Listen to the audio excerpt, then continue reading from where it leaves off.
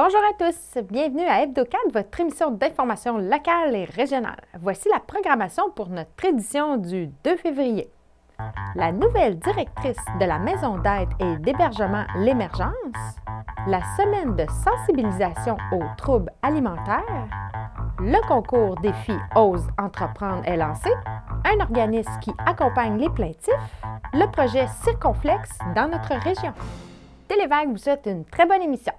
Nous allons débuter avec Sophie Duguay, la nouvelle directrice de la maison d'aide et d'hébergement L'Émergence.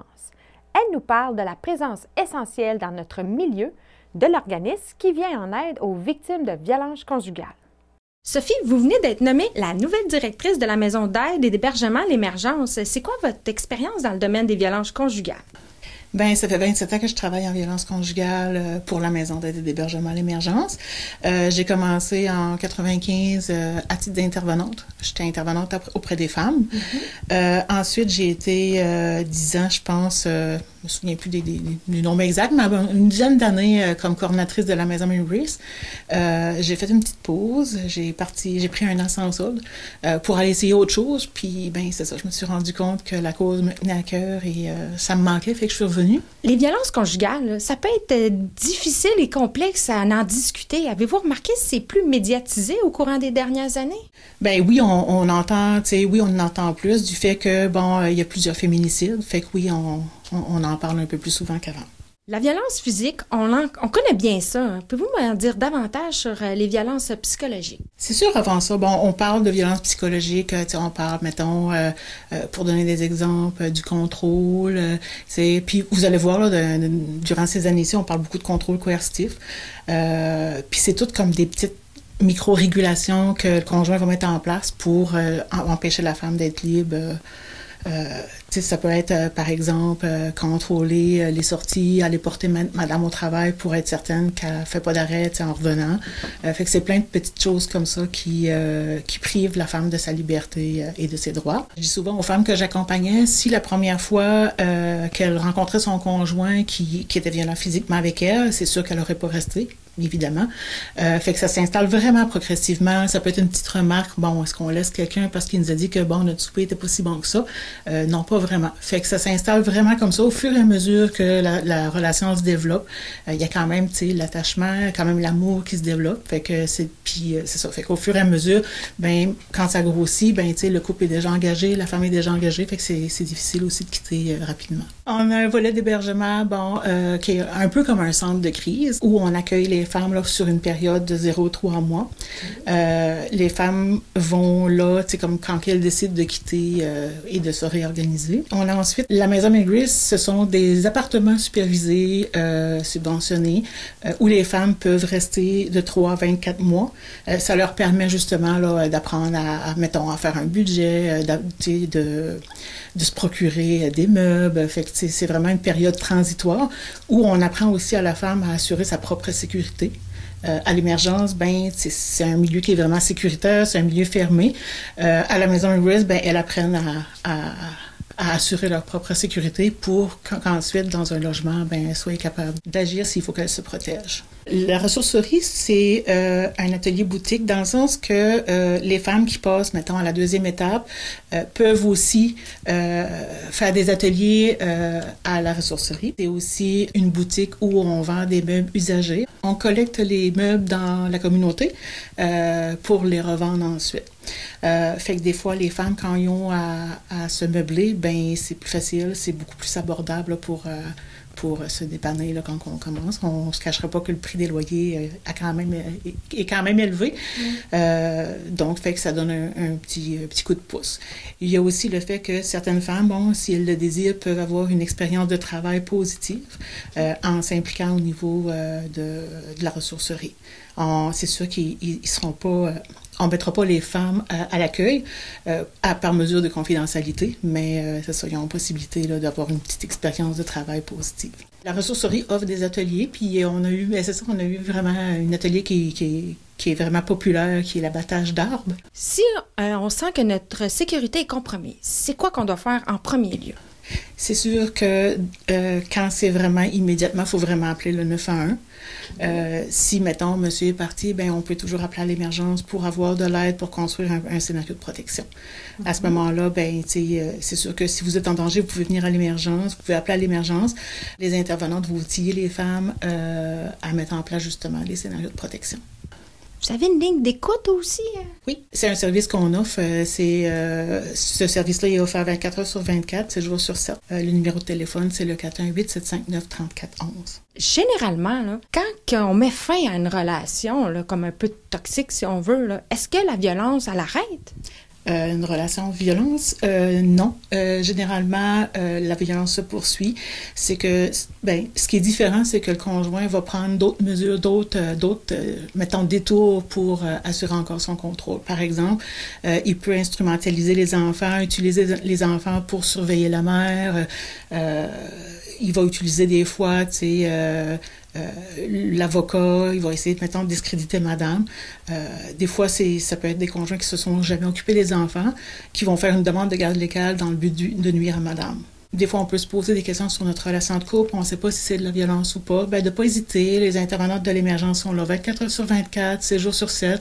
C'est pas nécessaire de venir en hébergement pour recevoir des services. On offre des suivis externes, on offre de l'écoute téléphonique. Donc, si j'ai un message à leur dire, c'est de pas hésiter là, à nous contacter. Cette semaine est dédiée à la sensibilisation aux troubles alimentaires. Télévague a saisi cette opportunité pour s'entretenir avec Sophia Zito, ambassadrice d'ANEB Québec et productrice d'une série de balados sur les troubles alimentaires. Voici notre converse afin d'en apprendre davantage sur ces enjeux importants. Du 1er au 7 février, c'est la semaine de sensibilisation aux troubles alimentaires. Est-ce qu'il y a beaucoup de personnes au Québec qui souffrent d'un trouble alimentaire? On mentionne toujours, c'est sûr que les statistiques, ça nous donne pas le portrait global parce qu'il y a beaucoup de gens qui souffrent, qui vont nous appeler de l'aide, mais qui font pas partie des statistiques. Mais on dit toujours que, selon toutes les informations qu'on a, il y a 300 000 personnes qui sont susceptibles et à risque de développer un trouble alimentaire. Fait que c'est beaucoup. Puis ça, comme je vous dis, ça, c'est juste, je pense que c'est la pointe de l'iceberg, malheureusement. Ça serait quoi les éléments qui poussent quelqu'un à développer des troubles alimentaires? Ben, les troubles alimentaires, c'est vraiment un enjeu de santé mentale qui est très complexe. Fait que c'est multifactoriel. Il y a plusieurs choses qui peuvent pousser quelqu'un. Ça peut commencer avec quelque chose quand même qui peut au départ être banal, comme une insatisfaction corporelle. Peut-être des fois, il peut y avoir un commentaire blessant d'une personne qui est en position d'autorité. On mentionne ça parce que souvent, ça peut se développer très jeune. Donc, on peut penser à un professeur, des fois, c'est pas mal intentionné, mais juste dire, oh, la petite graisse de bébé, des commentaires de ce genre-là, ou ah, t'as pris des formes. Il faut faire attention parce que selon s'il y a déjà une fragilité qui existe chez la personne qui reçoit le commentaire, dépendamment de sa relation avec celle qui le dit, ça peut être un des éléments déclencheurs. Mais comme on dit, c'est sûr qu'il y a quand même plusieurs facteurs. OK. Qu'est-ce qu'il va y avoir de spécial pendant cette semaine de sensibilisation-là? La semaine de sensibilisation, on en profite vraiment pour pouvoir, comme, premièrement, c'est avec des partenaires. On a la Maison L'Éclaircie qui est notre partenaire depuis plusieurs années, qui est à Québec. Si on regroupe nos ressources, si on veut dire, pour pouvoir essayer d'avoir le plus de gens qui entendent parler des troubles alimentaires, et on en profite du côté d'ANEB pour lancer notre deuxième série de balados d'aide aux proches. Ça s'appelle Les liens troublés. C'est un outil pour lequel on est très, très fiers. L'année dernière, on avait sorti 8 premiers épisodes. On a eu tout près de 10 000 personnes. On s'entend, là, c'est très, très ciblé. C'est pour les proches qui souffrent d'un trouble alimentaire en français au Québec. Donc, on voit que la demande est énorme en ayant près de 10 000 personnes qui l'ont soit écouté, soit visionné. Et là, on lance 8 autres épisodes. Et c'est fait en collaboration avec des spécialistes de Sainte-Justine, de l'hôpital Douglas, des sexologues, des psychothérapeutes et on a des témoignages également. Fait que vraiment, c'est pour aller aider les proches d'une personne qui souffre d'un trouble alimentaire. OK, c'est où qu'on peut les écouter, ces balados-là? Bonnes questions. Merci Valérie de le mentionner. Alors, vous pouvez les trouver sur Spotify, Apple Podcast et sur YouTube, les liens troublés. Balado ANEB, mais bien sûr sur le site d'ANEB également, vous allez avoir un onglet qui est pour le balado. Puis là, vous allez avoir tous les épisodes. Puis vous pouvez sélectionner vraiment ceux qui vous parlent plus parce qu'ils sont par sujet, autant que comment des discussions par rapport aux troubles alimentaires ou des fois des choses plus précises comme comment ça se déroule à table avec quand quelqu'un souffre d'un trouble alimentaire. Qu'est-ce que vous diriez à une personne ou à un proche qui a remarqué des signes de troubles alimentaires? D'écouter sa petite voix. Si on a un doute, on s'inquiète pour la personne, ben, de pas être obligé d'être un spécialiste, mais on peut dire à notre proche, je m'inquiète pour toi. Puis la personne qui souffre aussi, je vous dirais aux proches comme à la personne, aux personnes qui souffrent, vous n'êtes pas seul. Restez pas avec votre souffrance en silence. Il y a, comme, contactez des lignes comme à NEB, on a du clavardage, texto, des lignes d'écoute et des groupes de soutien pour les proches et pour les personnes qui souffrent. Donc, allez chercher de l'information pour pouvoir apporter de l'aide ou chercher de l'aide pour vous-même. C'est ce que je dirais. Pourriez-vous nous dire quelques signes à surveiller? Les troubles alimentaires, c'est des maladies qui isolent beaucoup. Fait que quand on voit que notre proche ou la personne, c'est une personne qu'on aime, commence à s'isoler, que ce soit un ami, il y a une préoccupation excessive avec tout ce qui entoure la nourriture, l'entraînement excessif, puis on n'est plus dans le plaisir. Alors ça, c'est tous des signes, des petits drapeaux rouges qu'on devrait regarder. OK. On parle de troubles alimentaires, mais il y a plusieurs comme sortes, là. Pouvez-vous nous les mentionner? Ben, quand on pense à troubles alimentaires, ceux qui nous viennent en tête en premier, c'est sûr, on entend toujours parler de l'anorexie. Après ça, il y a la boulimie. Ça, c'est peut-être ceux qu'on connaît le plus, les plus communs. Mais maintenant, les troubles alimentaires, on va entendre parler, puis ils sont pas tous encore dans le DSM-5, là, le manuel des troubles psychiatriques, mais ils sont de plus en plus comme reconnus. C'est l'orthorexie, l'obsession de vouloir manger santé, la bigorexie, l'obsession de la musculation. Dans le fond, les troubles alimentaires, c'est quand ça prend beaucoup de place dans notre tête, quand ça devient une obsession, il n'y a plus de plaisir à s'entraîner, il n'y a plus de plaisir à manger santé, ça nous empêche de vaquer à des occupations sociales ou normales. On ne veut plus aller manger au restaurant chez des amis parce qu'on a peur qu'on ne contrôlera pas ce qui va être servi, on va manquer un entraînement. C'est là qu'on commence à être sur le spectre des troubles alimentaires. Ce qu'il faut faire attention, c'est que les troubles alimentaires, ça peut commencer un peu, comme on dit, pas trop, ça prend pas trop de place, mais ça peut aller jusque, malheureusement, à de l'anorexie qui demeure la maladie mentale avec le plus haut taux de mortalité.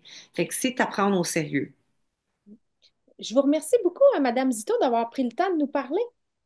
Je vous remercie d'avoir amené la lumière sur le sujet. La 27e édition du défi Ose entreprendre est lancée. On en parle avec Eliane Joseph, la responsable régionale du concours.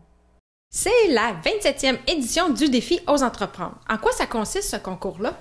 Bien, avant de dire en quoi ça consiste, je veux juste peut-être préciser que la MRC de Bonaventure, bien, c'est la 4e année qu'on a le mandat régional pour la Gaspésie et les îles de la Madeleine, justement dans l'organisation du défi. Dans le fond, le défi Ose entreprendre, c'est un concours entrepreneurial qui se situe partout au Québec et c'est pour les jeunes de préscolaire jusqu'à l'université. C'est aussi, ça inclut les créateurs d'entreprises qui en sont à leur année de démarrage et aussi pour les entreprises qui font preuve d'acheter auprès de fournisseurs québécois.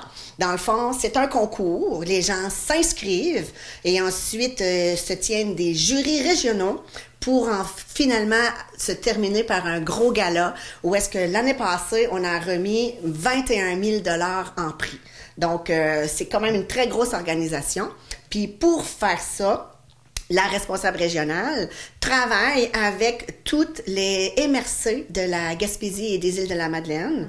Je travaille également avec les centres de services scolaires francophones, anglophones et le cégep, en plus de tous les partenaires financiers que je vais chercher là, pour m'accompagner là-dedans. Dis-moi donc, il y a combien de volets en tout? En tout, il y a 5 volets.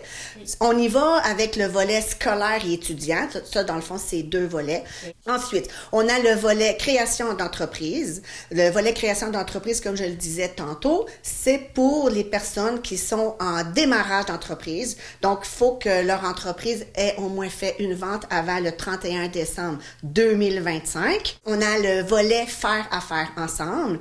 Donc, ce sont des entreprises qui sont déjà établies, puis qui démontrent de façon significative qu'ils font affaire avec des fournisseurs québécois pour s'approvisionner. Donc ça, c'est quand même intéressant parce que c'est une bourse de 5 000 $ qui est attachée à ce prix-là. Et finalement, on a le volet Réussite Inc. Réussite Inc., il faut que les entreprises aient déjà participé au défi aux entreprises. Mais ça fait 5 ans. Il faut que ça fasse 5 ans. Puis qu'ils sont encore en affaires, puis qu'ils démontrent là, que leur entreprise est florissante. Si des fois vous avez des questions aussi, comme je le disais, vu que j'ai des personnes qui sont des responsables locaux dans toutes les MRC, vous pouvez en premier lieu aller visiter le site internet du défi aux entreprendre où c'est tout bien expliqué. Peut-être s'inscrire au portail puis voir comment les candidatures, voir si vous vous cadrez dans le projet. Puis si vous n'êtes pas sûr encore, là, je vous invite fortement à téléphoner vos responsables, la personne responsable locale dans votre MRC, comme ici à la MRC de Bonaventure, c'est Dominique Galarno qui est le responsable local. Et dans Avignon, c'est Madame Geneviève Labillois. Et dans Rocher-Percé, c'est Madame Suzanne Bacon qui est responsable locale. Donc, ça, c'est pas les informations. Si on veut s'inscrire, c'est-tu sur le site même de Défi aux entrepreneurs? Oui, vous allez sur le site Ose Entreprendre Québec. Et puis là, c'est tellement bien fait. Ça fait 27 ans que le concours existe. Et on voit que c'est vraiment quelque chose qui est très bien établi, très, très bien exécuté. Les informations sont claires. Donc oui, vous allez sur le site Ose Entreprendre Québec. Vous allez aller sur le coin portail, vous allez vous créer une identification et ensuite vous rentrez. Puis oui, moi je pense que ça vaut la peine de s'inscrire. Et on a jusqu'à quelle date pour s'inscrire? Vous avez amplement de temps, c'est le 11 mars à 16h. Donc, d'ici ce temps-là, vous avez le temps d'aller tout chercher les informations. Puis, cette année, ce qui est le fun, il y a une petite nouveauté. D'habitude, pour la création d'entreprise, on demandait un plan d'affaires, ce qui, cette année, n'est pas demandé. Donc, en plus, c'est ça, le formulaire d'inscription a été simplifié en 5 étapes. Donc, ceux qui ont un plan d'affaires, tant mieux. Vous avez déjà pas mal d'informations. Mais ceux qui en ont pas, vous n'êtes pas pénalisés à ce moment-là. On peut-tu avoir des exemples de participants des années passées? Oui, l'année passée, j'ai tout le temps l'exemple du Café Lilo Buvette des Îles-de-la-Madeleine qui a gagné un prix. Dans le fond, c'est ça, ils ont un café. Mais la particularité, c'est qu'ils ont gagné comme 2 prix. Ils ont gagné développement durable, ils ont gagné service aux individus, mais en plus, ils se sont rendus au national, là, ils ont gagné la 2e place. Finaliste national, c'est quand même une bourse de presque 10 000 $ qu'ils ont gagné en tout. Ici, à New Carlisle, on a une jeune femme qui a une entreprise en comptabilité qui donne des services uniquement aux entreprises. Au scolaire, par exemple, j'ai une étudiante de Bonaventure qui a organisé un tournoi de soccer qui s'appelait Pour nos battantes, une journée spéciale pour nos battantes. Et ensuite, l'argent a été remis à divers organismes de sa communauté. Des exemples, j'en ai plein, là, mais c'est tellement diversifié. Puis c'est ça qui est le fun, tu sais. Il n'y a pas un modèle d'affaires qui est unique. La diversification, c'est vraiment intéressant. Là. Puis même le prix Réussite Inc. l'année passée, il a été gagné en Haute-Gaspésie. Puis c'est une clinique de physiothérapie. Fait que, comme vous voyez, là, c'est très, très, très varié. C'est ça. Mais là, après le concours, là, il va y avoir un gala régional ou? Oui, on se promène un peu partout dans la Gaspésie, on fait pas de jaloux. Fait que la première année, on l'a fait à Passepébiac, l'année passée, on l'a fait à Saint-Anne-des-Monts, et cette année, on va aller visiter Côte-de-Gaspé. Le gala va être le 29 avril. C'est là qu'on annonce les gagnants. Puis ça vient, là, les gagnants puis les finalistes, on leur offre une belle visibilité. Donc, tu sais, je pense que ça vaut vraiment la peine de s'inscrire justement pour la visibilité, faire connaître votre nouvelle entreprise. Puis, c'est un concours, je pense, qui est gagnant-gagnant pour tout le monde. Vous êtes insatisfait des soins et services reçus en santé ou vous avez des problèmes avec votre bail en résidence privée pour aînés? Alors, le Centre d'assistance et d'accompagnement aux plaintes Gaspésie-les-Îles est là pour vous. Gérald O'Connor, directeur général par intérim, nous renseigne sur l'organisme CAAP. C'est quoi la raison d'être de votre organisme CAAP Gaspésie-les-Îles-de-la-Madeleine? Le Centre d'assistance et d'accompagnement aux plaintes Gaspésie-Îles-de-la-Madeleine, il y en a 15 dans la province de Québec. Il existe depuis 30 ans. Il a été mis là parce que dans la loi sur les services santé et services sociaux, il y avait tout un chapitre qui visait à l'amélioration des services aux usagers du réseau de la santé et des services sociaux. Faire en sorte qu'on s'assure de respecter leurs droits, de leur offrir des bons services médicaux, infirmiers, à la réception, peu importe.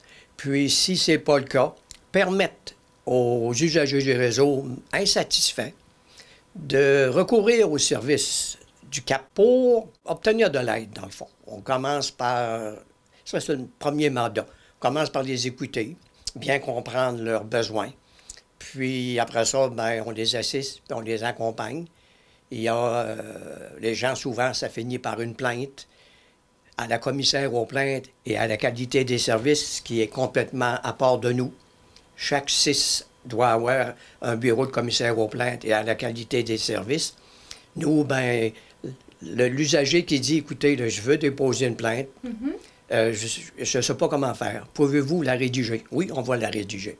Okay. On va y envoyer, on va s'assurer que la version qu'on a préparée répond à ses attentes.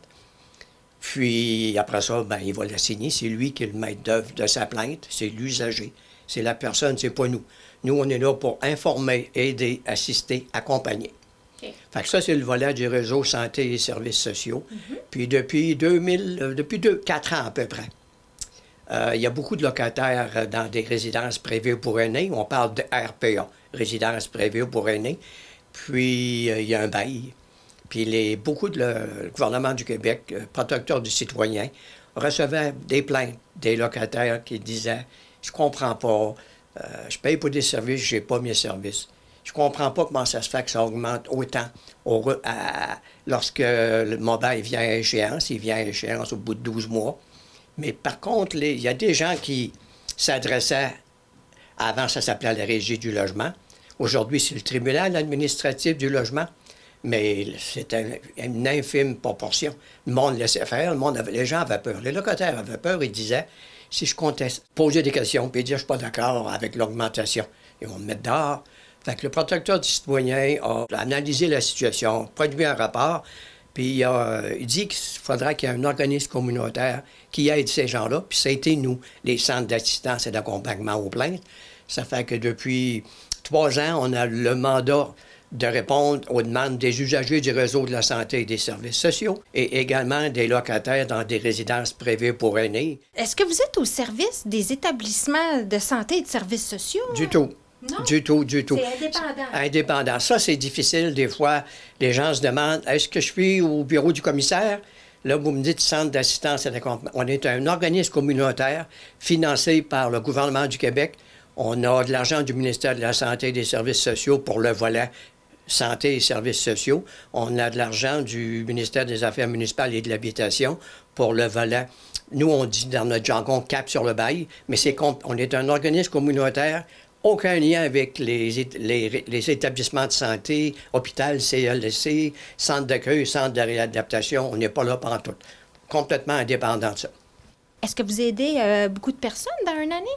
Oh oui. Je voyais cette semaine, je pense qu'on a à peu près 7 nouveaux dossiers là, déjà là d'ouverts dans l'espace d'une semaine, mais c'est 400, 500, 600. C'est pas toujours, ça aboutit toujours pas toujours par une plainte, mais c'est de l'information. Souvent, les gens vont dire « Parfait, j'ai l'information que j'avais besoin, laissez-moi y penser, je vais voir si je vais aller plus loin ou pas. » La procédure de plainte, on parle de niveau. Premier niveau, c'est la commissaire aux plaintes et à la qualité des services. Elle analyse la situation, puis elle fait des recommandations ou elle n'en fait pas. Si elle juge que les soins médicaux, ça s'est fait correctement, selon les règles de l'art, elle ne fera pas de recommandations. Elle va dire, j'ai regardé ça, puis j'ai rien à dire, tout a bien été fait. Par contre, il y a toujours un paragraphe de la réponse de la commissaire qui dit, si vous n'êtes pas satisfait de ma réponse, vous pouvez aller en 2e niveau, protecteur du citoyen. Ça, c'est le 2e niveau. C'est une plainte médicale. Il existe un comité de révision des plaintes médicales. Puis il y a beaucoup de situations aussi qui vont aller au niveau des ordres professionnels. Collège de médecins, l'ordre des infirmières, l'ordre des inhalothérapeutes, l'ordre des ergothérapeutes, dépendamment du professionnel concerné. OK. Disons qu'on a vécu une situation problématique, là. Pourquoi c'est important de porter plainte? En introduction, je disais que dans la loi, c'était pour faire en sorte que les choses s'améliorent. Si je ne le fais pas, je me dis, écoute, là, ça va mieux aujourd'hui, j'ai eu mon opération. Finalement, je pensais plaindre, les choses vont s'améliorer. Ça va toujours rester pareil. Fait que, on voit des situations où il y a eu des décès. Puis les exécuteurs testamentaires, quelqu'un de la famille, ex-conjoint ou je sais pas quoi, ils regardent ça, puis au bout d'un an ou deux, ils disent non, il faut que je dénonce la situation parce que l'idée, moi, c'est fait, c'est passé, puis bon. Mais le prochain. Pour pas que ça arrive. Pour pas que ça arrive à d'autres, dans le fond. L'idée, c'est, si j'utilise cette démarche-là, c'est faire en sorte qu'on prenne les mesures nécessaires pour pas que ça arrive à d'autres usagers ou à d'autres locataires. Mais je vous remercie beaucoup pour l'information. Ça m'a fait énormément plaisir. La sympathique Cindy Rolland, responsable du projet Circonflex dans notre région, nous invite à identifier les points de service de prêt d'équipement Circonflex qui sont gratuits partout en Gaspésie. Et ceci, dans le seul but de nous faire bouger en plein air. L'URLS Gaspésie-les-Îles, c'est quoi vos valeurs? Au fond, on est vraiment là pour soutenir justement les municipalités, les écoles, au fond, tout le monde, pour le sport et le loisir. Donc, on est vraiment là en soutien derrière tout le monde. Vous êtes quand même une belle équipe. C'est quoi votre secteur d'activité que vous êtes en charge? Moi, je suis responsable de 2 dossiers, donc du projet Circonflex, dont on va parler tantôt, et du projet EX3 qui vise à développer le plein air dans les écoles. C'est quoi le but du projet Circonflex? Circonflex, l'idée, c'est du prêt gratuit pour tout le monde, partout au Québec.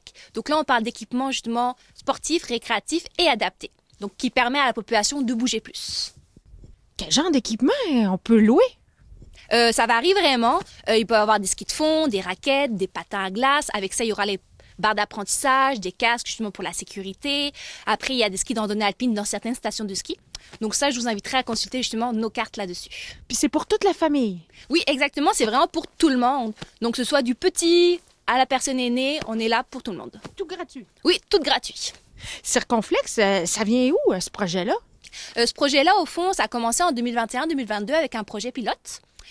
Après ça, au fond, la ministre Isabelle Charest, en mai 2022, a eu l'honneur d'annoncer qu'il y aurait un 40,7 millions de dollars sur 5 ans pour développer tout ça au Québec.